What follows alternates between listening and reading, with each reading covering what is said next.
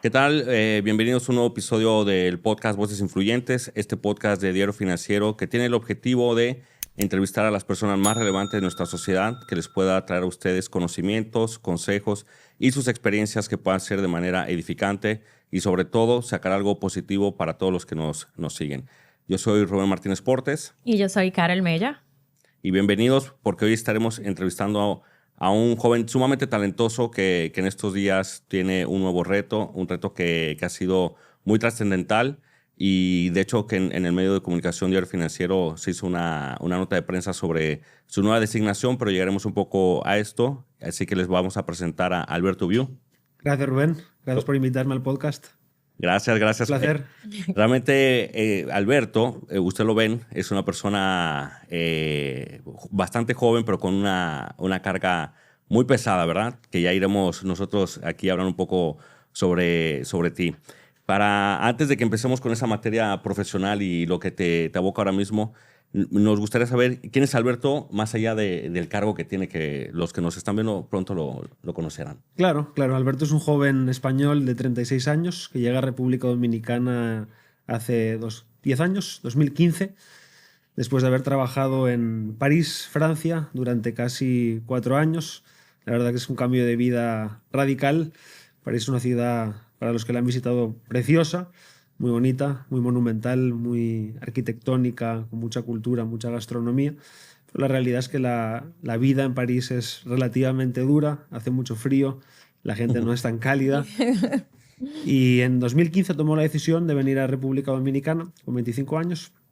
Y desde entonces me enamoré de esta isla y aquí sigo viviendo, sin planes de irme de momento.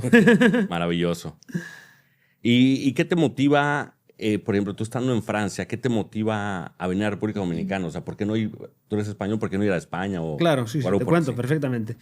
Yo la verdad que estudié mi carrera universitaria en España, en Barcelona. Duré 4 años viviendo ahí. Posteriormente a eso me voy a París a hacer mi maestría y al terminar la maestría tenía un requisito para hacer una pasantía de 6 meses.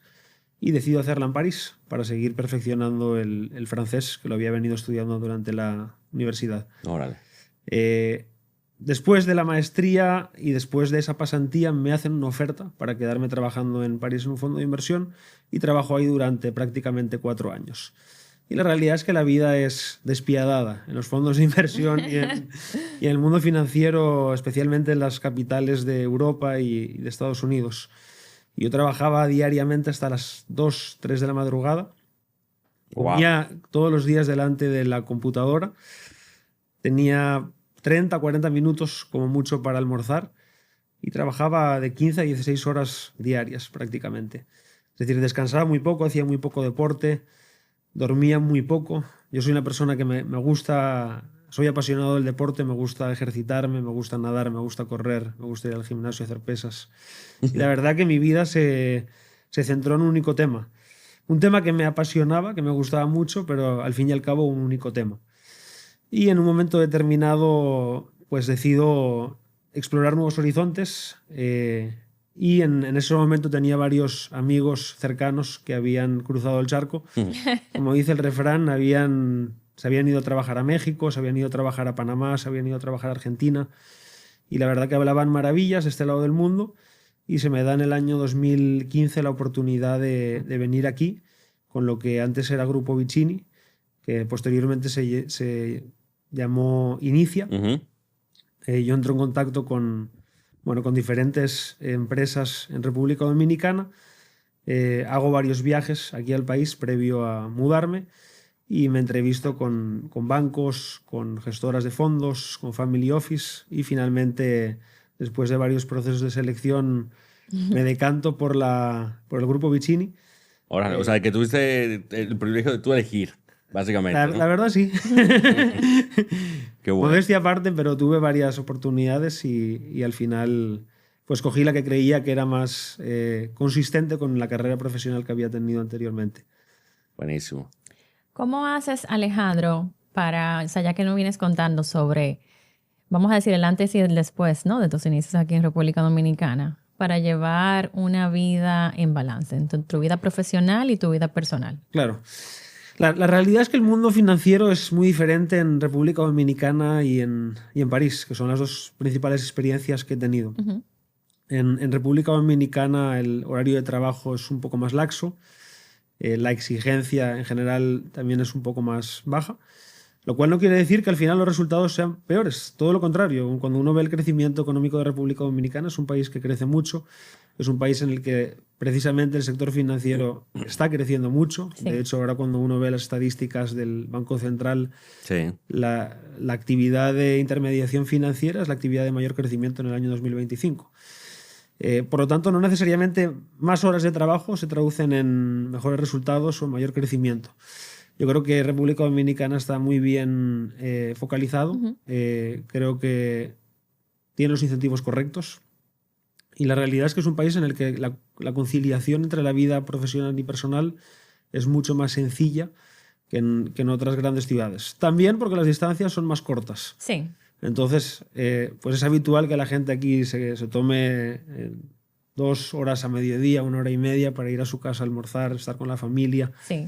Eso en grandes capitales es prácticamente imposible. Sí, Definitivamente. Entonces, yo creo que esa es una de las claves que le permiten a uno aquí en Santo Domingo gozar de un buen balance entre la vida profesional y la vida personal. Claro. Alberto, mira, qué curioso que mencionas todo esto porque, bueno, tú vienes de una grandes urbes y eventualmente allá, yo viví un tiempo en Barcelona y sé que al ser grandes urbes la exigencia es muy demandante. Y aquí, por ejemplo, el local pudiera pensar de que no, a mí me están explotando. Pero fíjate cómo tú vienes de grandes capitales, dices, no, o sea, aquí hay exigencia, pero la exigencia está fuera. En ese trayecto que tú has tenido en tu vida profesional, ¿qué tú aprendiste, por ejemplo, en esa vida en Europa que dijiste, bueno, esto fue un fracaso que no vuelvo a repetir? Claro, mira, te cuento porque es bastante irónico porque mucha gente cuando va de Latinoamérica a Europa y especialmente a España se piensa que las personas que trabajan en la banca en España trabajan pocas horas. Porque cuando van al banco normalmente pues cierran desde la 1 del mediodía o desde las 12 del mediodía hasta las 4 y luego vuelven a abrir, pero vuelven a abrir tarde. Entonces tienen como un parón muy grande en el que no prestan servicio. Y entonces hay una falsa percepción quizás de que se trabaja poco allá.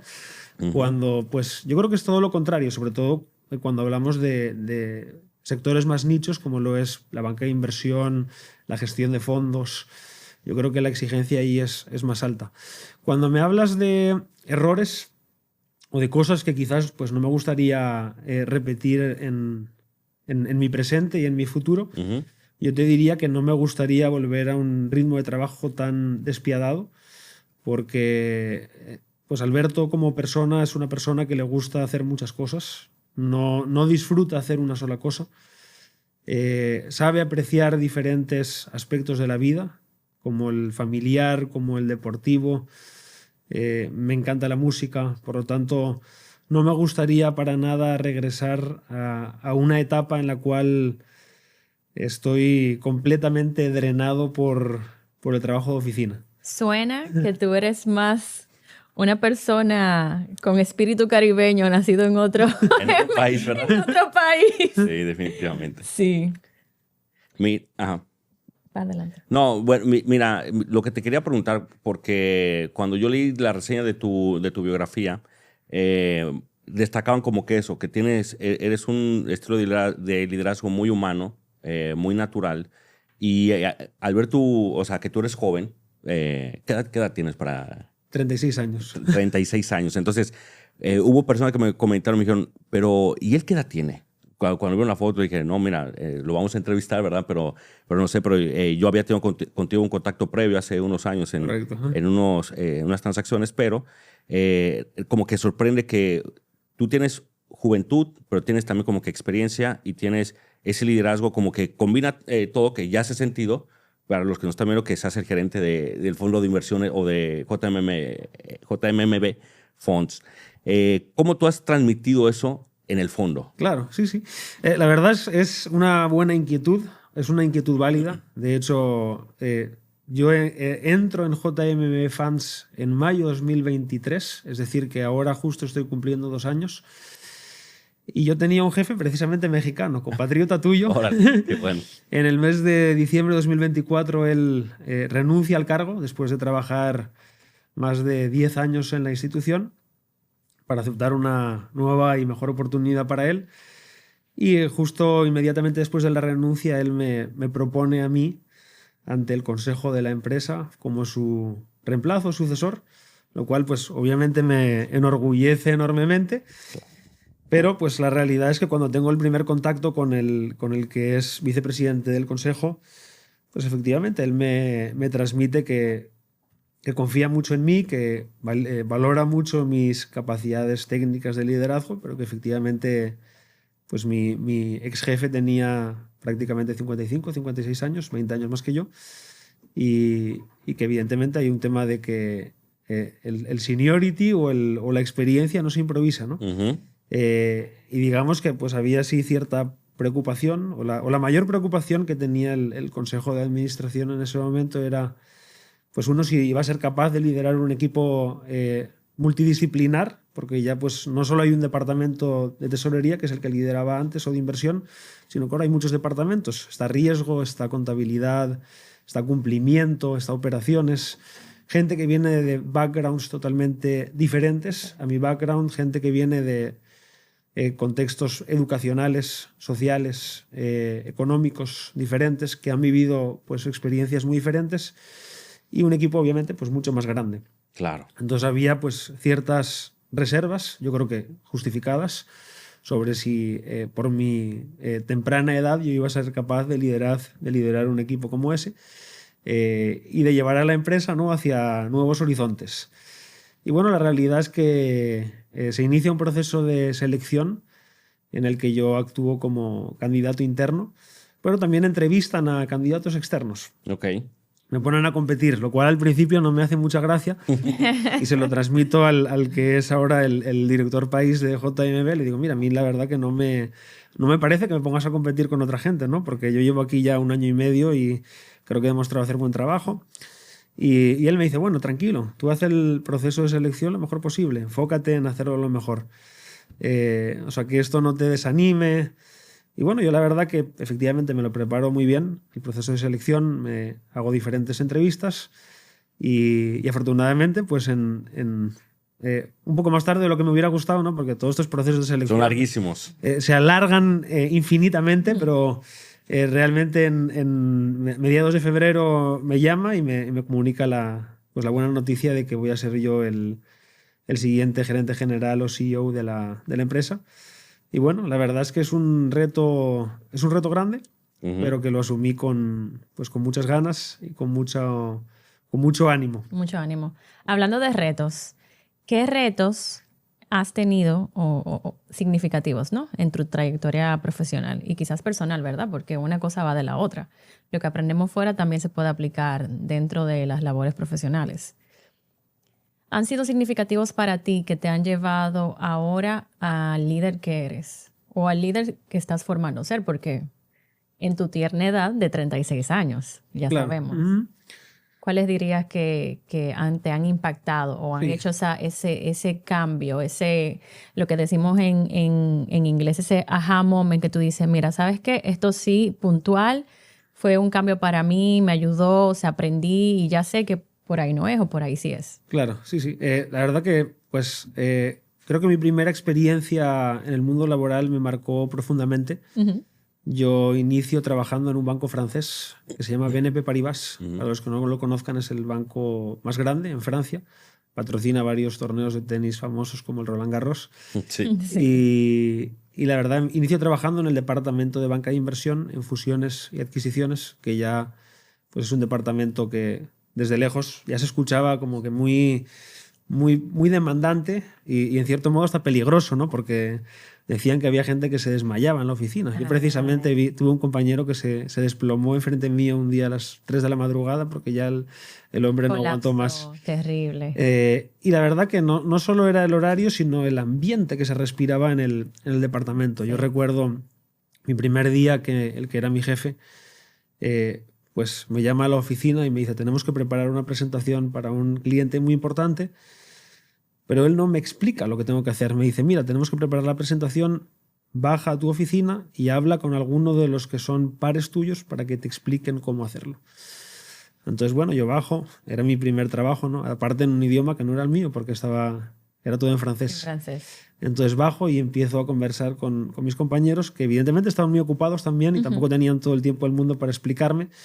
Y mi jefe, pues en 2 o 3 días no me dice absolutamente nada, porque pues se suponía que yo estaba avanzando con el trabajo. Y el tercer día, cuando yo pues subo a su oficina a entregárselo, literalmente pues en 3 minutos me dijo que no servía. Me dijo, mira, o sea, esto de verdad, o sea, ¿esto qué es? Perdiste o sea, tu tiempo. ¿qué es esto? O sea, Ay, mi madre. y bueno, pues la verdad que fue chocante porque uno no está acostumbrado a eso, ¿no? Yo creo que el mundo de hoy en día es un mundo en general que nos envuelven como en un cascarón, ¿no? Hasta que salimos al mundo laboral y nos damos cuenta de cómo funcionan las cosas, ¿no? Claro. Sí. Creo que ha ido evolucionando el mundo, algunas cosas pues para bien, otras, bueno, no voy a juzgar, quizás no es bueno o malo, sino diferente. Diferente, sí. Entonces, creo que antes pues, los jóvenes tenían como que hacerse cargo de ciertos aspectos familiares, económicos, mucho antes. Y en mi caso, pues afortunadamente, hasta que no empecé el mundo laboral, mi vida fue bastante sencilla, bastante fácil de vivir, con pocos retos. Entonces, la verdad que fue bastante impactante, ¿no? Llegar al primer trabajo y que a uno lo trataran como si no sirviera.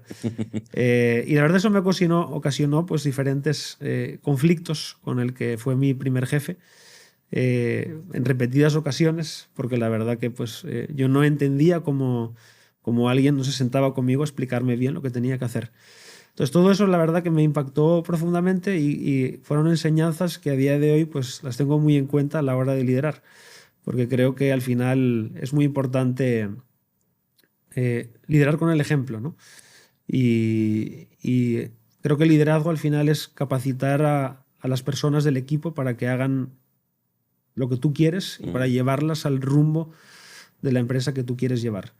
Entonces creo que esa parte es fundamental y para tener a todo el mundo alineado, pues creo que claro, es importante. Que preparen a cada quien para el éxito, no para lo contrario, porque al final del día si es un equipo conformado por personas, si todo el mundo tiene éxito, el éxito es de todos. Claro. Correcto. Yo escuchaba un refrán o un dicho hace poco que decía que el millonario sabe hacer dinero para sí mismo y el billonario sabe que los demás sabe cómo hacer que los demás se hagan millonarios. Oye, yo obviamente no soy ni millonario ni mucho menos billonario, pero sí efectivamente tengo que hacer que la gente de mi equipo genere rentabilidad y genere dinero para los inversionistas de los fondos.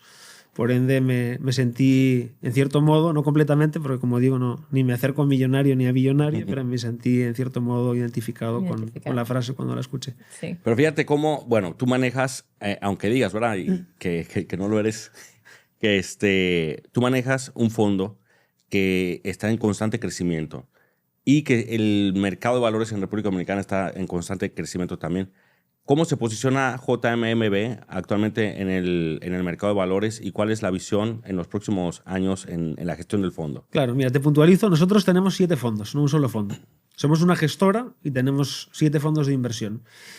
Somos una gestora bastante particular porque tenemos tanto fondos abiertos como fondos cerrados. Voy a explicar luego la diferencia brevemente. Pero hay pocas gestoras en el mercado de fondos de inversión en República Dominicana que manejen los 2 tipos de fondos, los abiertos y los cerrados. Y esto nos añade cierta complejidad adicional porque no necesariamente los skills o las capacidades que se necesitan para manejar los fondos cerrados son las mismas que se necesitan para manejar los fondos abiertos. Los fondos abiertos, para las personas de la audiencia que no lo conozcan. Desaplatar un poco, ¿qué es un fondo abierto, qué es un fondo cerrado? Correcto, los fondos abiertos son fondos que en el término anglosajón se llaman mutual funds, que son fondos de liquidez, son fondos en los que un inversionista como tú o como yo, podemos invertir el dinero hoy y si queremos rescatarlo o recuperarlo dentro de una semana, dentro de un mes, dentro de un año, podemos hacerlo. Podemos rescatarlo o recuperarlo en cualquier momento. Obviamente, cuando lo rescatamos o lo recuperamos, obtenemos la rentabilidad que ha generado el fondo durante ese periodo, desde el momento en el que invertí hasta el momento en el que yo decidí salir. Okay. Y la gestora está obligada a devolverte el dinero. Es decir, tú no puedes ir a rescatar tu dinero y que la gestora te diga, no, quédate un día más o espera hasta que puedas vender tu participación. Sino que el mismo día que tú mandas a rescatar tu dinero, está obligada a restituírtelo con los intereses y la rentabilidad que se ha generado hasta la fecha. Ok. Estos son los abiertos. Estos son los abiertos. Los fondos abiertos, pues al final están sujetos a mucha volatilidad en los retiros, porque en cualquier momento pueden venir clientes a retirar los fondos. Claro. Es como una gestión de tesorería que pueden hacer las empresas, ¿no? Tal cual, es una gestión de tesorería. Por ende, no pueden invertir en instrumentos que sean muy líquidos. Porque si invertimos en instrumentos que son muy líquidos, corremos el riesgo de cuando vengan los inversores a hacer sus rescates, no podamos vender esos activos para honrar los rescates. Okay. Y por esa razón, básicamente, los fondos abiertos invierten en instrumentos de alta liquidez y de corto plazo. Básicamente certificados financieros en bancos, básicamente bonos del Ministerio de Hacienda, del Banco Central, que son bonos soberanos que no tienen riesgo país y que son extremadamente líquidos en el mercado secundario. ¿Por qué en certificados de depósito? Y esta es una muy buena pregunta. ¿Por qué alguien invertiría en un fondo abierto que a su vez invierte en un certificado de depósito cuando esa persona puede ir ya al banco a abrir un certificado de depósito? Sí. Esa pregunta, pues, se la hacen muchos inversionistas. Y la respuesta es porque un inversionista retail, nosotros llamamos inversionista retail a una persona física, como cualquiera de nosotros tres, cuando va al banco a abrir un certificado de depósito, pues habitualmente, a no ser que sea una persona con un patrimonio muy alto, va con un monto limitado. Sí. Y el banco, obviamente, la tasa que le ofrece para abrir el certificado de depósito no es la tasa más alta. Sí, no. Correcto. Evidentemente, cuando juntamos a 1000 inversionistas con montos pequeños, pues ya el monto que maneja el fondo es mucho más grande y ya nos pone en una posición de negociación frente a los bancos mucho mejor y la tasa que nos dan los bancos es mucho más alta. Por lo tanto, es el principal beneficio que tiene un fondo abierto para un inversionista retail. Okay. O sea, que está pensando abrir un certificado, mejor habrá un fondo abierto. Sí. Como quien dice, ¿no? Aprobado. ¿Y el fondo cerrado?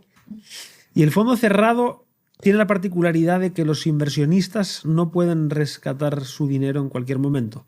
Es decir, compran cuotas.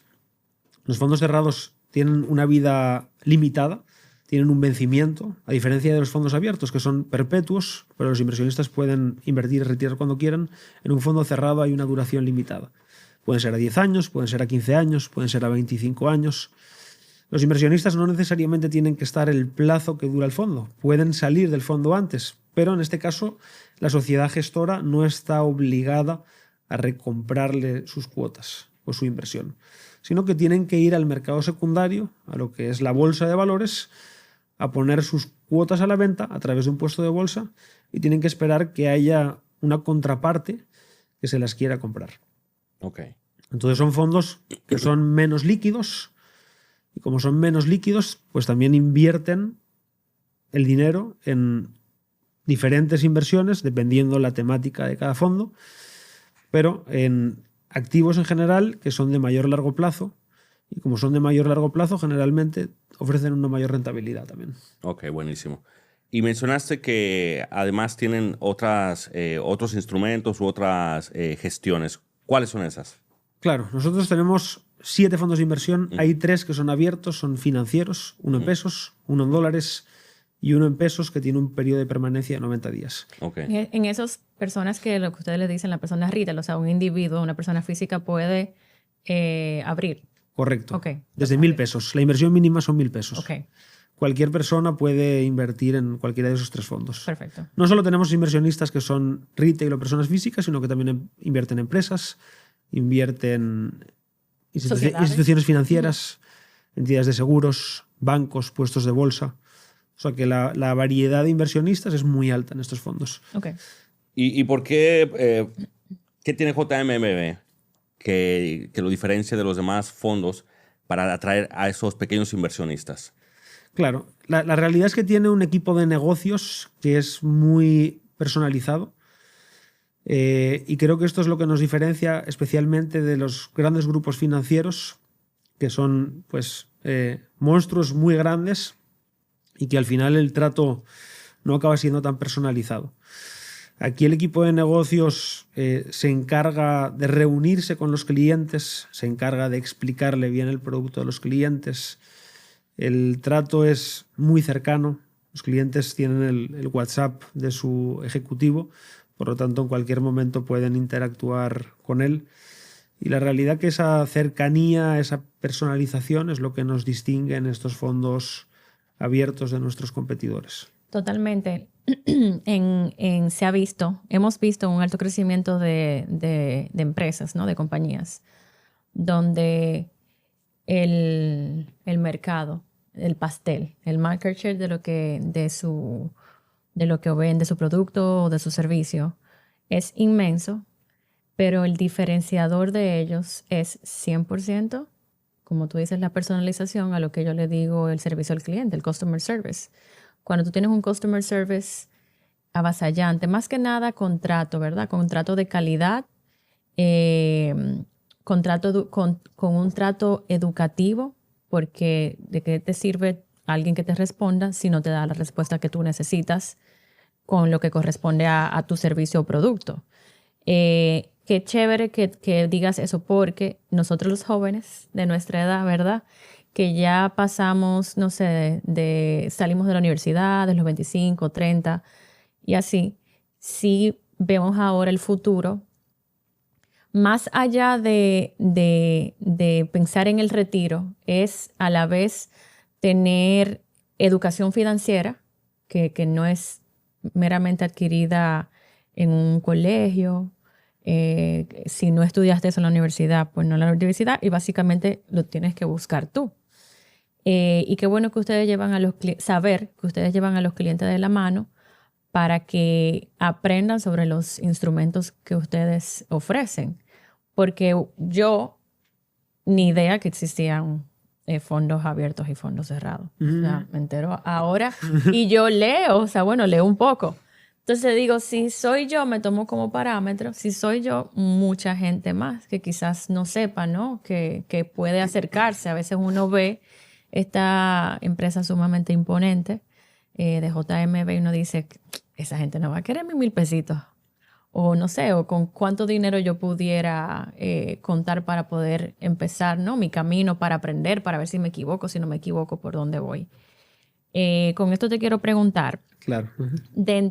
Con todo esto te quiero preguntar, ¿qué visión o cómo ves el mercado de fondos de inversiones desde que empezaste hasta ahora y quizás más adelante? O sea, ya sí nos dijiste que lo ves positivo, en crecimiento, pero ¿qué tú sientes que ha marcado ese crecimiento en la República Dominicana? Claro, te contesto, pero fíjate que mencionaste algo muy interesante que quiero hacer hincapié, ¿no? Que mucha gente no conoce estos productos, no sabe cómo iniciarse, y la verdad que creo que hay 2 asignaturas que deberían estudiar todos los alumnos en las escuelas, en todo el mundo, ¿no? Creo que no se enseñan. Una de las asignaturas es educación financiera, finanzas personales. Nadie enseña finanzas personales en las escuelas. La segunda es salud y alimentación, porque tampoco no hay ninguna escuela, yo creo, en el mundo. Bueno, seguro alguna hay, pero el sistema educativo en general no enseña ninguna de las 2. Y yo creo que son 2 asignaturas que son en muchas ocasiones mucho más importantes. Vitales. Una porque te sostiene contra el tiempo y la otra también porque te sostiene en el tiempo, pero de forma financiera, ¿no? O sea, se necesita el dinero para vivir. Correcto. Y se necesita la salud para vivir. Para vivirla también, correcto. Entonces, te contesto al crecimiento de los fondos de inversión. Sí. La realidad es que el sector financiero en Dominicana ha crecido muy rápido. Y parte del crecimiento primero vino por la banca, en los puestos de bolsa. Y ahí se creó pues, la bolsa de valores, Cebaldom, que es el custodio, es decir, es la entidad que custodia los títulos. Cuando uno compra un bono de Hacienda, no Eso ya no es algo físico como antes, que te entregan un papel y te dices, Rubén es dueño de 3 bonos del Ministerio de Hacienda. Sí, como las notas de crédito, ¿no? Correcto, ahora hay una custodia que es digital, Ujú. que es desmaterializada, se llama. Y luego llega un momento en el que inician los fondos de inversión. Los fondos de inversión vienen a jugar un papel fundamental en el crecimiento del país. ¿Por qué?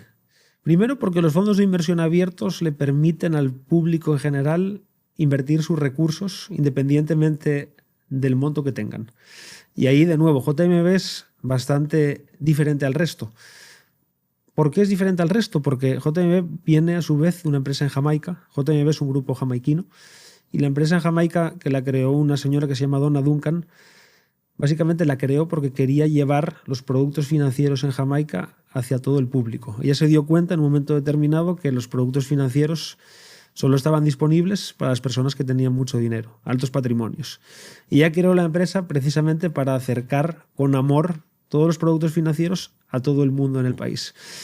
Y creo que el legado de ella caló también en República Dominicana, donde, como te mencionaba, nosotros aceptamos clientes, tenemos clientes retail pequeñísimos, o sea, hacen inversiones de 1.000 pesos, pero les permitimos participar del mundo financiero y les permitimos participar en el crecimiento de los capitales que de otro modo no pudieran. Entonces, por el lado de los fondos abiertos hemos dado acceso a una gran parte de la población, la posibilidad de invertir y la posibilidad de crecer su patrimonio. Por el lado de los fondos cerrados, creo que son una herramienta fundamental para contribuir al desarrollo económico.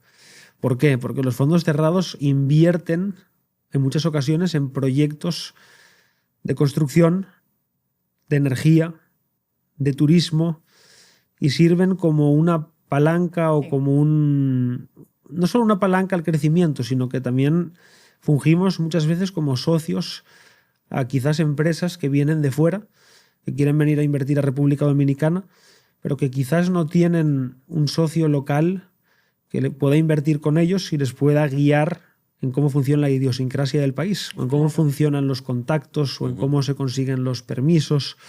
Entonces, los fondos de inversión ahí jugamos un buen papel porque no entramos a tratar de gestionar la empresa. Nosotros no somos expertos ni en operar hoteles, ni en operar parques fotovoltaicos, ni en construir. Pero sí podemos aliarnos con un socio que es constructor. Él quizás no tiene todo el capital, pero nosotros le proveemos una parte y además le llevamos las mejores prácticas, porque muchas veces, pues, no sé, los constructores no necesariamente son tan organizados, saben muy bien de construcción, pero a veces en lo que es la planificación financiera, en lo que es obtener las mejores condiciones de financiamiento, pues quizás no son los mejores a veces. Entonces nosotros aportamos a esas empresas recursos sin los cuales muchas veces los proyectos no saldrían adelante. Aportamos conocimiento local, aportamos experiencia en la parte financiera, en la parte de presupuesto, en la parte de planificación. Y la realidad es que los fondos de inversión, esa es la razón por la que han crecido tanto. Claro. Y hay ejemplos clarísimos. Nosotros en JMB tenemos un fondo que es el Fondo de Energía Sostenible, que es el único fondo de energía sostenible en el país. Y, por ejemplo, ahora estamos invirtiendo en el parque solar fotovoltaico que va a ser el más grande de Centroamérica y Caribe. 160 megas, que es pues un tamaño... ¿Dónde va a estar ubicado? Va a estar ubicado en el norte de La Romana. Ah, ok. Sí, en un municipio que se llama Guaymate. Ok. Y es un parque que lo estamos desarrollando en conjunto con Acciona. Acciona es una empresa española que cotiza en bolsa, es la empresa más grande del mundo de energía renovable. Y Acciona vino aquí al país, desembarcó aquí, no sé, hace 3-4 años y buscó un socio local que le pudiera ayudar en el caso de que el país en algún momento cambie de rumbo, porque el país pues crece bien, creo que los gobiernos han sido bastante continuistas con sus políticas sociales, económicas, hay seguridad jurídica, pero eso no es garantía de que lo siga habiendo en el futuro. Entonces a Acciona le interesa tener un socio local que en caso de que las cosas en el país cambien de rumbo, le pueda ayudar a asegurar su inversión. Claro. Buenísimo. Como un broker de cosas tangibles, intangibles, culturizando, ¿no? O sea, aterrizando la burocracia, que cada país tiene su propio libro de cómo lleva sus asuntos políticos y económicos. Claro. Alberto, mira, estamos casi cerrando este episodio que siempre se va muy rápido, ¿verdad? O sea, una vez se dice X tiempo, pero se va demasiado rápido. Y la verdad que tenerte ha sido una joya porque son temas que a todo el mundo le interesan y que no está al alcance de todo el mundo. Entonces, ¿qué tú le puedes decir, por ejemplo, una persona que te vea en la calle y que diga, bueno, estoy hablando con el gerente general del fondo? ¿Qué consejo tú le puedes decir a ese pequeño inversionista que dice, yo tengo un dinerito, yo tengo 50,000, 100,000 pesos, pero realmente no quiero desperdiciarlo? ¿Qué consejo tú le puedes dar a esa persona de qué hacer con ese dinero? Claro, lo primero es que cualquier persona que me vea en la calle me puede saludar porque yo, como dice el refrán, soy de lavar y planchar. Ok. Pero mira, yo le daría el consejo a todo el mundo que invierta. Creo que vivimos en una sociedad tremendamente consumista y creo que es en general una responsabilidad gastar más de lo que uno ingresa. Entonces creo que Es una irresponsabilidad. es una irresponsabilidad gastar más de lo que uno ingresa. Entonces creo que hay muchas distracciones. Creo que la industria de marketing pues, se ha encargado de bombardearnos y más con las redes sociales. Totalmente expertos en lo que hacen. Y bueno, yo creo que las tentaciones de gastar pues están ahí todos los días, ¿no? Pero yo creo que al final tiene que imperar el raciocinio y creo que la inversión es fundamental porque pues no siempre en la vida las cosas salen como uno espera. Entonces yo creo que es bueno siempre estar preparado y tener capital invertido. Uno, para seguir creciendo, obviamente, porque si no el dinero se va devaluando con la inflación. Y dos, como digo, porque San Agustín decía un dicho, decía, qué malo es sufrir, pero qué bueno es haber sufrido, ¿no? Entonces, las cosas no siempre salen como uno espera en la vida. Hay veces que uno está muy arriba, pero luego pues acaba cayendo. Entonces creo que es importante ser previsor y seguir invirtiendo, o si no estás invirtiendo, empezar a invertir. Buenísimo. Para finalizar con esa pregunta, quisiera agregar si te sentirías cómodo en recomendar algún porcentaje para inversión. Por ejemplo, quizás no de edad, sino depende de tu salario, invierte un 1%, el 5%. O sea, ya generalmente sabemos que el 10% deberías de ahorrarlo, pero ahorrar e invertir son materias totalmente diferentes. Ahorrar se queda ahí, la inversión sabemos que, por lo que nos cuenta aquí nuestro gerente general, es para crecer el patrimonio. ¿Qué porcentaje dirías tú que fuese algo donde uno se sienta cómodo, quizás para los tradicionales y quizás para los arriesgados? Claro, es una pregunta... No es fácil la respuesta, porque creo que depende de cada quien. Cada quien tiene contextos muy diferentes, familiares, económicos. Entonces, la verdad que no me sentiría cómodo dándote un porcentaje, porque creo que un porcentaje no aplicaría necesariamente a todo el mundo. Creo que cada quien tiene que evaluar su contexto. Creo que es muy importante que cada quien tenga un presupuesto de lo que ingresa y de lo que gasta. Y en el presupuesto de lo que gasta creo que tiene que venir muy bien identificado en qué es lo que está gastando. Y dentro de ese presupuesto, ahí uno pues puede ya rejugar con cuánto es que voy a contar para ahorrar y cuánto es que voy a contar para invertir. Yo creo que pues quizás una persona que tenga el sueldo mínimo, pues evidentemente se le va a complicar ahorrar un 10%. Porque pues la canasta familiar cada vez está más alta, la inflación ha subido mucho. Entonces yo simplemente exhortaría a todo el mundo que nos esté escuchando a ahorrar y a invertir una parte, pero no me obsesionaría con un porcentaje fijo, porque pues puede generar en cierto modo ansiedad a personas que quizás no tienen la capacidad de ahorrar ese 10%, de invertir ese 10%. Claro. Bueno, creo que es más importante, perdona, Rubén, creo que es más importante el hábito que el monto. Que quizás el monto. Claro. No, discúlpame, pero realmente ahí está el por qué estás donde estás. Porque realmente Carol hizo una muy buena pregunta, que se puede ver como una pregunta gancho a veces, pero una muy buena pregunta realmente. Pero tu respuesta fue muy acertada porque es así, todo depende del contexto de cada persona. Y eso habla mucho de la prudencia y no de las ganas de tú querer vender simple y sencillamente un producto. Alberto, de verdad que ha sido muy enriquecedor, tanto para nosotros como para las personas que nos van a estar viendo en este episodio. Esperemos que no sea la primera, que puedas compartir todavía mucho más. Por favor, cuando quieran. Hay muchísimo que aprender sobre ti. De verdad que eres una persona que inspira el liderazgo, la madurez que tienes, la visión, y también sobre el fondo y esta administradora de fondos que es JMMB Funds.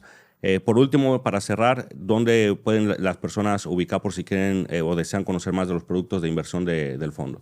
Claro, en la página web de JMMB tenemos todos los fondos de inversión que están explicados de una manera muy didáctica.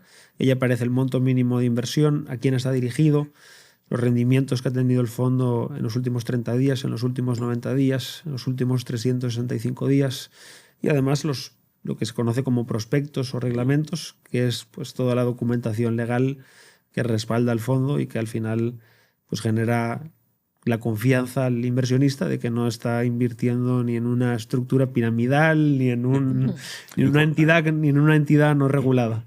Importante eso en estos tiempos de fábulas.